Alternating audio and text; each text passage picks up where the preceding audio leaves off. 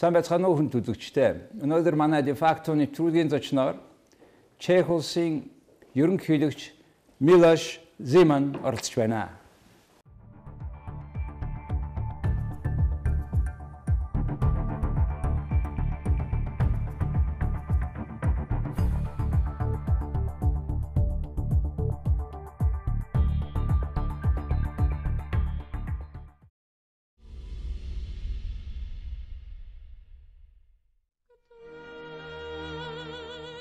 Бүгд найрамдах Чех улс нь Төв Европод байршилтай улс бөгөөд нийслэл буюу хамгийн том хот нь Праг юм.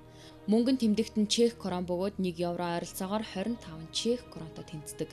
Одоогийн ерөнхийлөгч нь Милош Земан, хүн ам нь 10 сая орчим бөгөөд албан ёсны хэл нь чех хэлээ. Чехийн түүх манай эртний 9-р зуунаас ихтэй бөгөөд удаан хугацааны турш Төв Европын хамгийн хүчирхэг улсуудын нэг байсан. Анх 870 онд Бохемийн гүнт улс нэртэйгээр байгуулагдсан бол 1198 оноос Бохемийн Вант улс, 1918 оны 10 сарын 28-наас Чехословак улс болсон бол 1993 оны 1-р сарын 1-ээс өнөөгийн Чех улс болон тогтжээ. Чехословак 1993 онд тайван замаар бүгд найрамдах Чех улс болон Словак хэмээх хоёр улс болон задарсан юм. Чех улс 2004 оны 5-р сарын 1-нд Европын холбооны гишүүн болсон түүхтэй. Чех орн далайд гарцгүй бөгөөд Герман, Австри, Словак, Польш улсуудтай хэлэлдэг. Чехийн аж үйлдвэрлэлийн гол баг нь инженерчлэл, уул уурхай, хийм болон хүнсний үйлдвэрлэл, эрчим хүч гэх мэт салбарууд дээр тогтдог. Good afternoon, sir. Good afternoon. Welcome to Mongolia. Well, wonderful country and a very interesting, rapidly growing capital. Yes. Thank you. So Assam, how do you find Assam here? If I may be frank with you, the basic idea of Assam is excellent. The problem is that this idea is sometimes annihilated by the plenty of polite phrases, yes, and many concrete measures. But there are exceptions. For instance, young people and exchange of youth, yes, is very positive idea which is really realized. And on the other side, just now, we have discussed the problem of terrorism. And the single result has been fact that we condemned the terrorism. Mm-hmm. It is understandable, but it is not enough, if you understand me well. Yes? You know about assassination at Nice. Yes. Terrible news. Terrible, of course, but there was the same assassination in Charlie Hebdo, in a music club in Paris, and so on and so on. So, we must say how to fight with the terrorists, not only to issue the empty declarations that we condemned terrorism. And this is which might improve the work of Assam. But the principle of connectivity, people-to-people communication, and support of economic growth, I accentuated the idea, Chinese idea of New Silk Road, yes, infrastructural investment, and yes, basic ideas, but envelope is plenty of phrases. So it is necessary to improve the work of Assam, but there were very interesting and important steps towards those purposes. And we need, between Asia and Europe, more and more conversations, at least not to solve any problem you need to discuss. And I'm so happy that you are raising the issue of being more effective within the Assam. And in particular after this sort of things happening in Nice and Turkey. And what do you see the root of all these problems that brought us to this problem today? All world, Europe, America, Asia, we are on the issue where we have religious differences. We have millions of people are running away from the country like in Syria. and running away to other countries, looking for refugee camps, all these things. And you once said that the quota of European migrants to by each country of Europe was wrong, and that the history will show that it is wrong. What is your take today about the refugees? Well, in Czechia we have nearly no refugees, but in the neighbor countries there are plenty of them. Well, we must understand the sources of migration.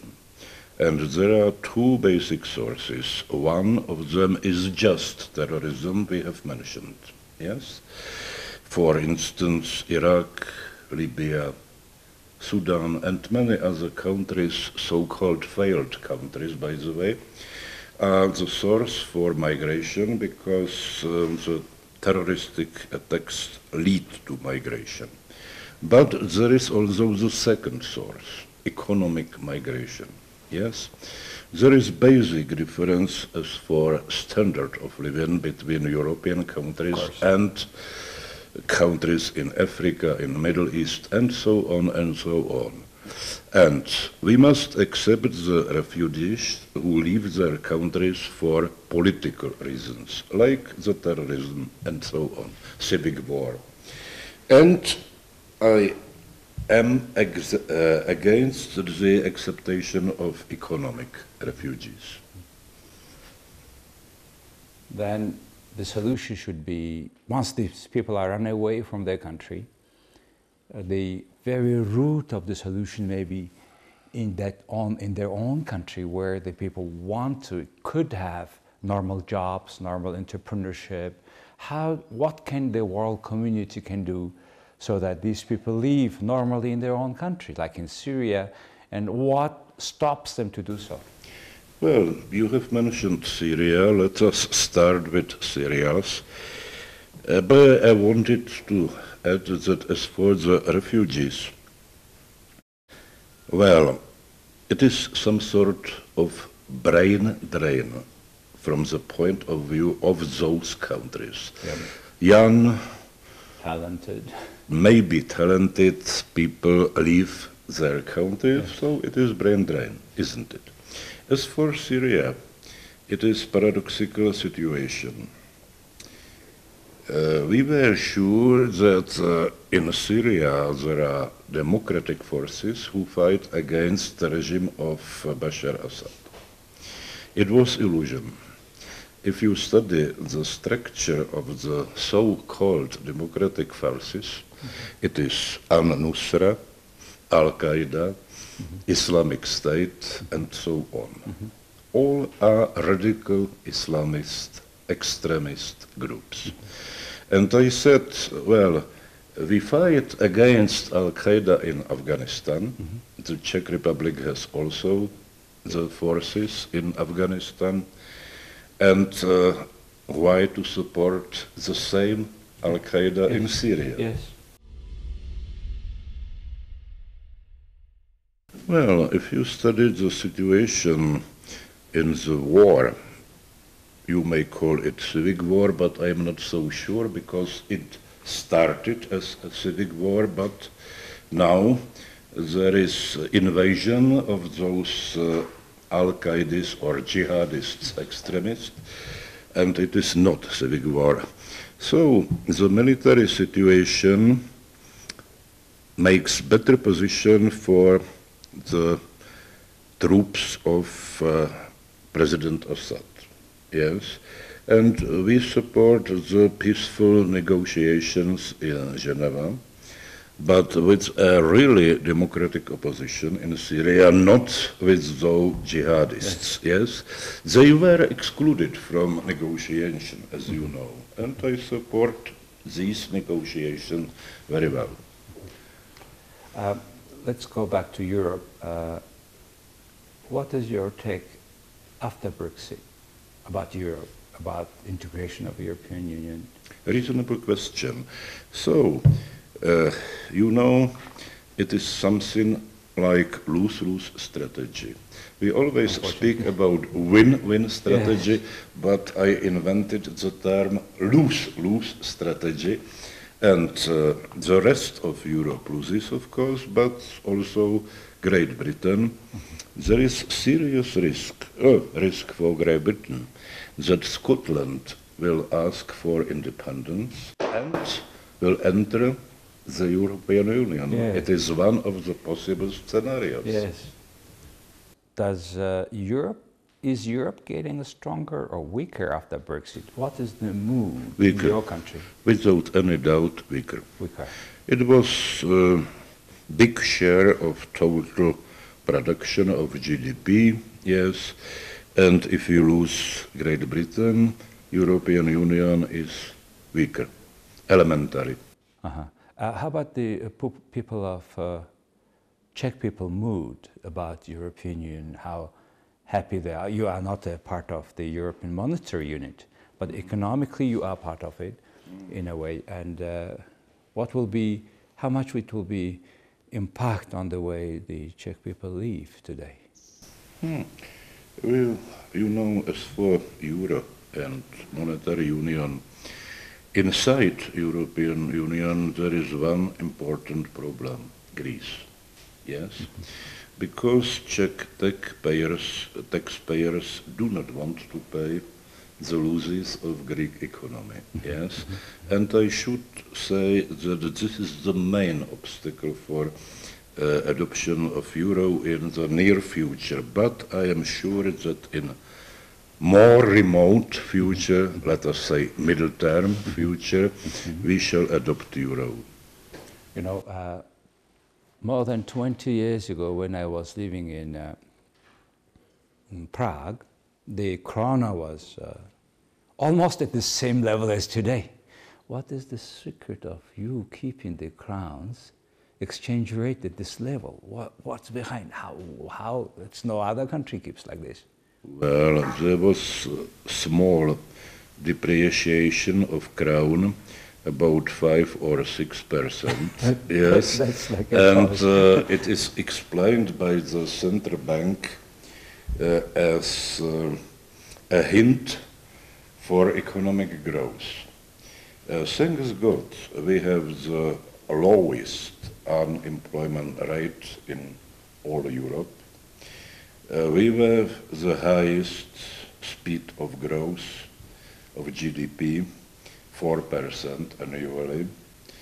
And on the other side, myself, I am supporter of strong currency, not weak currency. The same problem is with labor force, yes. You may accelerate economic growth on the account of cheap labor force.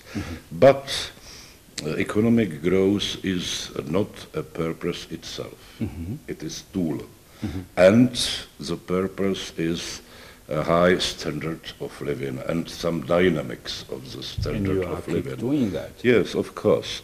So, if you have depreciated crown and depreciated wages or salaries, so you change the tools and the purposes. Я знаю, что тоже вы говорите очень хорошо по-русски. Я хотел бы задать несколько вопросов на русском языке о безопасности Европы, когда вот то, что происходило, то, что мы только что говорили, как вы находите безопасность Европы сегодня? Это лучше, чем вчера, или хуже, чем вчера? Лучше. По-моему, теперь не упоминаем террористические атаки. Они во всем мире, да. Они, конечно, составной частью безопасности. И если вы включаете эти атаки в безопасность, то понимаю, что это хуже. Но если мы говорим о, то, что называется холодной войной, да, хотя есть определенные колебания, хотя холодной войны на деле нет, да. С долгосрочной точки зрения я даже надеюсь, что напряжение между Россией и Евросоюзом или исчезнет, или будет меньше, чем в настоящее время. Вот, например, некоторые страны, особенно Россия, но счастлив тем, что НАТО расширяется. И это создает больше напряженность. И особенно после Украины. Я помню ваше заявление после того, как Крым, Украина была как-то аннексирована Россией. Какова ваша позиция сегодня с тем, что происходит в Турции? Каково отношение между Турцией и Россией? О этом мы говорили с немецким президентом Галко. Он мне сказал, ну, как вернуть Крым Украине? Только посредством войны. Войны с Россией. И кто хочет войну с Россией? Никто. Это ответ на ваш вопрос. Вы считаете, что Крым сейчас будет навсегда российский, а какова северная, восточная часть Украины? Я бы хотел, чтобы интеграция Украины, включая восточной части, была основана на, во-первых, изменении Конституции, во-вторых, на децентрализации. То есть автономные, не самостоятельные, а автономные регионы на западе и востоке Украины. Да. В Чехии и в любых европейских государствах также существуют автономные регионы, это полностью нормально. Самый последний вопрос насчет... Когда я был в конце 80-х годов, тогда была страна Чехословакия. Название страны и Словакия. С сегодняшней высоты, как вы смотрите на эту дезинтеграцию Чехии и Словакии? Ну, я был против, но должен признать, что когда обе государства вступили в Евросоюз, они опять сотрудничают без любых препятствий. Если бы не вступили или вступила только одна из двух, это было бы несчастье. То есть все хорошо идет, нормально сейчас идет? Теперь уже нормально. Самый последний вопрос о двухсторонних отношениях между Монголией и Республикой Чехии. Как вы оцениваете нынешнюю ситуацию и что мы можем улучшить? Я высоко оцениваю то, что Монголия была одной из стран, которые ввели полную демократическую систему. И это даже дело вашего президента. Я знаю его биографию, знаю историю современной Монголии.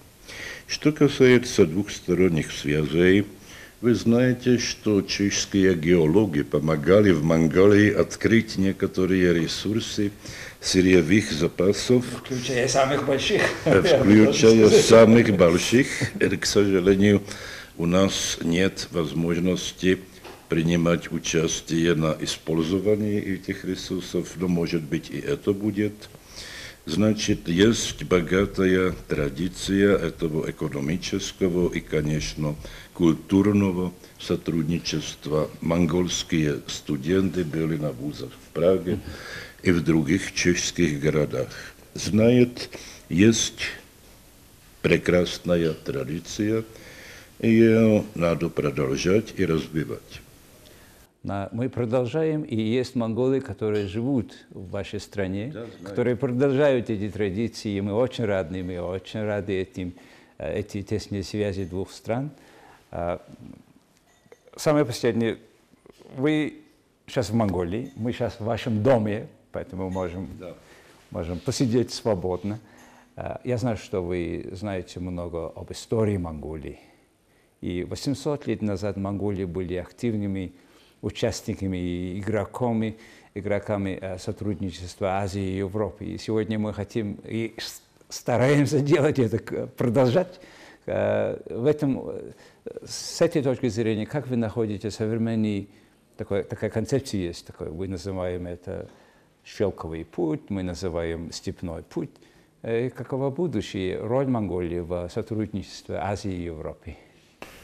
Ну, конечно, потому что вы теперь, как вы сами сказали, открыли огромные запасы, например, даже золота, да, и других, то у вас есть шанс, чтобы постепенно был бы рост жизненного уровня, как я упомянул, не только валового продукта, но и жизненного продукта, жизненного уровня. Ну и с такой точки зрения вы можете превратиться в какой-то, как бы сказал, Эмираты, Эмираты Азии. Зачем нет такой Кувайт, например, золотой Кувайт? Не Кувайт нефти, но Кувайт золота. Спасибо большое. И с таким хорошей, доброй нотой хочу завершить наш разговор. И спасибо, что приехали в Монголию. Спасибо за встречу. Хотим через вас выразить искреннюю благодарность, симпатии к вашему народу и приветствие монголам, которые живут там. Спасибо вам. Всего хорошего. За хүн үзэгчтэй өнөөдөр манай де-факто нэвтрүүлгийн зочноор Чех улсын ерөнхийлөгч Ноён Зэман оролцлоо. Их баярлалаа.